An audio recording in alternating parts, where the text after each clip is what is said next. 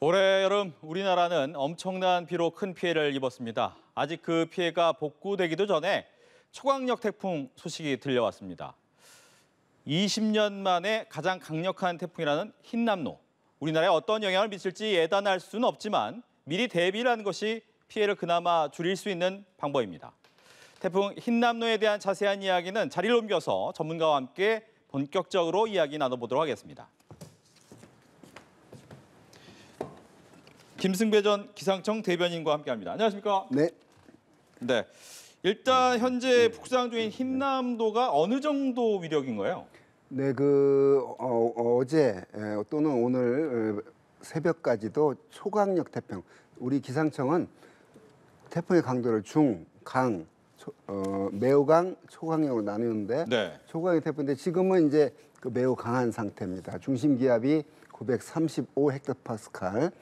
방향은 지금 우리나라를 향해서 북진하고 있는 상태로 과거 역대 태풍 진로와 비슷한 게 2016년 태풍 차바, 네. 2003년 태풍 매미와 비슷한데 그때 과거 사례 보면 이 정도 위력이면 역시 큰 피해를 입었습니다. 네. 예. 이제 풍속에 따라서 강, 매우 강, 초강력 지금 네. 화면에도 나오고 있지만 네, 그렇습니다. 이미 매우 강에서 강으로 살짝 낮아진 이유가 뭘까요? 네, 오늘 새벽에 남쪽을 향해서 가다가 완전히 방향을 바꿨거든요. 네. 그러면서 그 거대한 그 공기 덩어리가 바로 그냥 올라오지 못하고 제자리에서 한 하루 정도, 한 내일까지 머무르거든요. 네. 그러면 그 저기압이 바다 위에 있으면 기압이 낮단 말이에요. 눌러주지 못하고.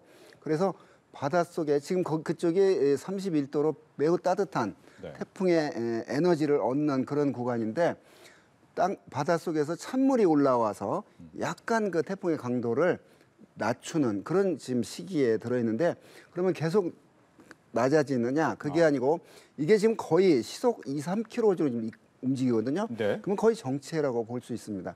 그런데 이제 내일쯤부터는 이제 움직이기 시작하는데 한 4일부터는 바닷물이 따뜻한 지역을 지나기 때문에 다시 또 매우 강으로 발전을 했다가 우리나라 접근에서는 이제 강한 태풍, 네. 그러니까 과거의 태풍 매미 정도 되는 그런 강도를 가지고 오는 태풍이기 때문에 지금 긴장을 하는 거고 서울 경기는 다행히 그 태풍의 중심권에서 좀 멀리 있기 때문에 그나마 그 직접 영향권에서 벗어나 있지만 제주도, 부산, 경남, 전라남도, 경상도, 동해안은 울릉도 네. 그냥 직격탄을 맞을 그런 강풍과 많은 비 속에 들어가는 지역이 그 지역일 것 같습니다. 예.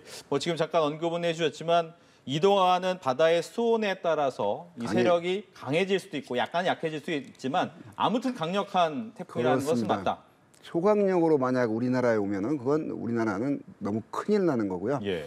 대신 다행히 태풍이 남쪽보다는 이제 이 정도 우리나라 정도 위도가 높은 지역에 올라오면 원래 약해지는 게 이제 자연 현상인데 과거 같으면 많이 약해져야 되는데 이제 최근에는 네. 이 정도 강도, 그 강하다는 그 강도를 가지고 오는 것이 지금 두려운 것이죠. 네. 네, 보통은 근데 초반에는 대한해협 중간으로 좀 빠져나갈 네, 것 같다라고 얘기를 했는데 네. 물론 경로는 변할 수 있습니다만 우리나라 쪽으로 좀 더 올 가능성이 높아진 겁니까? 네, 그 초반이나 지금이나 거의 비슷한데요. 네.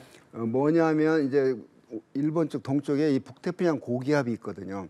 그래서 이 태풍이 그 가장을 따라가는데 이 북태평양 고기압 세력이 숨을 쉬듯이 약간 서쪽으로, 약간 동쪽으로 이렇게 물결이 출렁거리듯이 움직이는데 당초에 대안에 부산 앞에 스쳐서 지나갈 것 하다가 경남 남해안으로 약간 그게 불과 1, 20km거든요. 네. 그 정도면 그냥 처음부터 시종일관 정확한 겁니다. 네, 거의 비슷한 경로를 따라가고 네, 있다. 그렇습니다. 네. 그렇다면 이제 궁금한 게 그렇다면 우리나라에는 언제쯤이나 영향을 미칠 것이냐? 본격적인 영향은 언제부터입니까? 제주도 남쪽부터 이제 영향을 받기 시작하는데요. 네. 그 5일 저녁부터 이제 제주도는 그 강풍권에 들어가게 되는 거고요. 지금 사실은 남쪽에서 따뜻한 공기를 올려주고 있거든요. 그래서 그렇죠. 남쪽 오늘 비 오고 있는데 그런 것도 사실은 간접적인 태풍의 영향입니다. 근데 직접 영향은 제주도 입장에서 보면 5일 월요일 저녁 무렵. 자, 부산 쪽, 경남 남해안 쪽은 6일 오전 정도. 네. 그다음에 울릉도, 독도도 엄연히 우리나라 땅이니까 한 6일 12시 넘어서. 네. 네. 그래서 울릉도 빠져날 때까지 태풍이 완전히 이제 빠져나갔습니다. 이런 말 하면 안 되고요. 그래서 전체적으로 5일 저녁부터 6일 오후까지 낮 12시 전후에서까지가 그 우리나라 그 태풍의 직접 영향권의 피크 시점으로 봅니다. 약 하루 반, 거의 이틀에 네. 가깝게 이제 직접적인 영향을 네, 받게 그렇습니다. 되는데 네.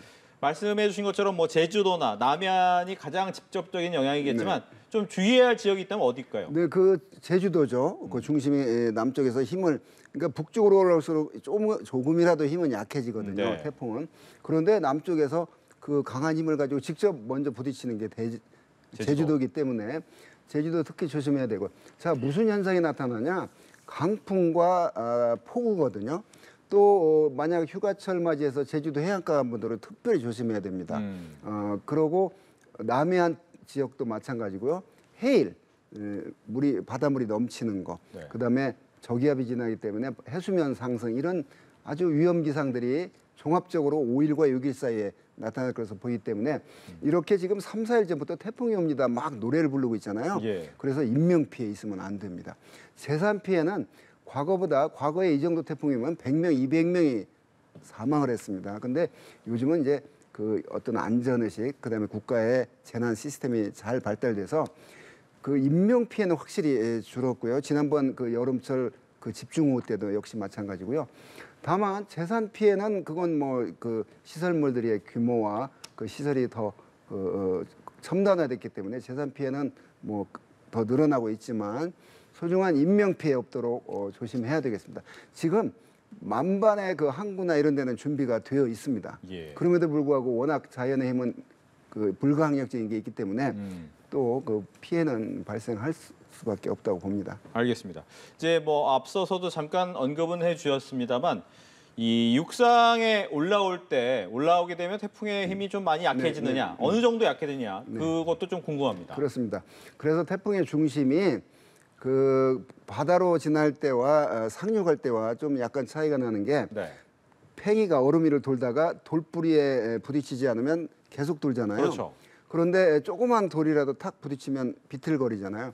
이 태풍이 육상을 상륙했다는 거는 마치 거칠 게 없는 바다 위를 지나다가 마찰력, 저항력을 받거든요. 마찰. 그렇기 때문에 약간 세력은 줄어들지만 태풍이 금방 뭐 약해지는 건 아니기 때문에 네. 지금 같은 경우는 뭐 대한합이냐 경남 남해안이냐 아까 그 말씀하셨는데 거의 이런 강한 힘을 가지고 올라오기 때문에 뭐 육상으로 상륙해도 급격히 힘을 잃지는 않을 것으로 봅니다. 예. 이제 궁금한 게 또 하나는 서울이나 이 수도권 같은 경우에는 비 피해가 굉장히 많았는데 네. 물론 남해안 쪽으로 지나가긴 하지만 어느 정도 좀 영향이 있습니까? 우리나라는 태풍의 중심이 지금 강풍 반경이 한 300km 되거든요. 네. 만약 경남 남해안 부산 시점에서 서울이 그 고속도로가 한 477km 되거든요. 직선 거리가 한 400km 될 겁니다. 자, 강풍 반경에서 벗어나 있거든요. 네. 그렇기 때문에 뭐 완전 안전하다 이렇게 말할 수는 없지만 부산 쪽으로 가까운 쪽보다는 멀리 있기 때문에 그나마 수도권은 이 태풍의 직접 영향권에서는 좀 거리가 있다고 보여지고요. 네. 아까 말씀드렸듯이 제주도, 경남, 동해안, 울산, 그 부산, 마산, 전라남도 남해안 이쪽은 큰 그런 강풍과 직접적인 피해가 우려되는 지역입니다. 예, 보통 이제 태풍하면 이 태풍의 눈을 중심으로 해서 오른쪽이 좀 바람은 강하고 왼쪽은 좀 비가 많이 오고 이런 얘기 있었는데 그건 맞는 얘기인가요? 그러니까 이제 진행 방향에 오른쪽이 이제 위험 반원, 왼쪽이 가항 반원. 반시계 방향이 회전을 하는데 힘이 더해지는 곳이 이제 오른쪽이고 네. 여기는 약간 그 감소하는 게 왼쪽이 있는데요. 지금 이 정도 강도면 지금 만약 경남 남해안 어딘가 부산과 뭐 마산 사이건 부산이건 상륙을 하면 지금은 뭐 오른쪽 왼쪽 따질 거 없이 큰 피해가 우려가 됩니다. 알겠습니다. 이제 문제는 이제 여러 가지 준비를 해야 되는데 이제 태풍 매미 때 피해가 워낙 강력했기 강했죠. 때문에 이 피해를 줄이기 위해서 가정집 안에서 좀 대비를 해야 되잖아요. 네. 근데 예전에 들었던 것 중에 유리창에 뭐 X자 네. 테이프 이런 얘기 네. 있었는데 네. 효과가 없다 뭐 이런 얘기도 있고 어떤 게 그렇습니다. 맞습니까? 자, 지금 중심 부근에 초속 50m의 바람이 불거든요. 네. 중심 부근에 초속 30m의 바람이 불면 기차가 달릴 때 측면에서 받으면 넘어갑니다. 40m면 뭐 나무가 뽑히고 담벼락이 무너지고 초속 50m 바람이면 멀쩡한 집이 그냥 넘어갈 정도의 위력이거든요. 그렇죠. 그런데 그 뭐 저기 유리창 아파트 유리창 그 뭐 X자 해놓는다고 한다고요. 문제는 유리창에 그 오히려 가장자리에 조그만 바늘 틈이 없도록 테이프로 막아야 됩니다. 네. 그 조그만 바람 구멍이 거대한 힘을 몰려오기 때문에 그렇고요. 누누이 얘기했지만 매 밑에 마산으로 기억이 되는데요. 그 뭐 파도가 막 치고 태풍이 온다고 그러는데 노래방에서 대피하지 않고 노래하다가 해이 바닷물이 넘쳐서 숨진 분도 계시고요. 부산에 그 거대한 그 항구에 가면 그 크레인이 있는데 그게 넘어갈 정도로 강한 바람이거든요. 그래서 절대 바닷가 나가면 안 되고요. 5일과 6일입니다. 그때만 피하면 되고요. 그래서 인명 피해를 이렇게 알고도 당할 수가 있기 때문에 이제 그런 면에서 좀 그 특히 바닷가 강풍 문제, 네. 많은 비가 오는 건 뭐 그건 뭐 역시 내리기 때문에 그 뭐 침수 문제 이런 것들 또 아파트 지하 주차장 그 비닐이나 낙엽 쌓여 있는지 꼭 확인해야 됩니다. 네.